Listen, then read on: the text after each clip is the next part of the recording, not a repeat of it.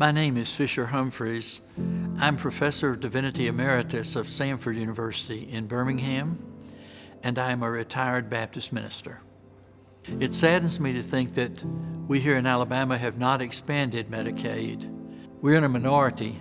10 states have not expanded Medicaid, but 40 have. Alabama could be next. All the religions I know anything about encourage their adherents to support and care for people who are poor.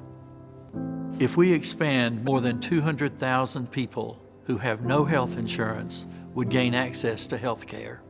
It puzzles me why we haven't expanded Medicaid here in Alabama. It's a very popular program, and a majority of people here in Alabama support it. Despite that, it hasn't happened here yet. So you wonder why. The biggest argument, the usual argument, is that we can't afford it. But 90% of the funds to expand Medicaid would come from the federal government.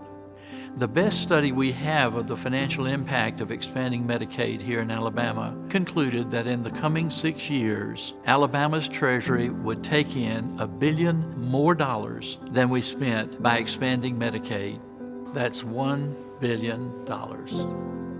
Expanding Medicaid would benefit hardworking people who make too much to qualify for Medicaid now, but too little to afford private health insurance. These are good people, struggling to make ends meet, struggling to support their families.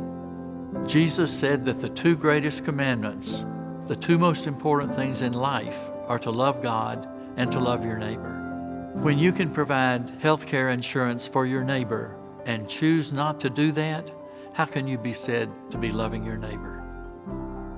Our governor, Kay Ivey, has it within her power to expand Medicaid.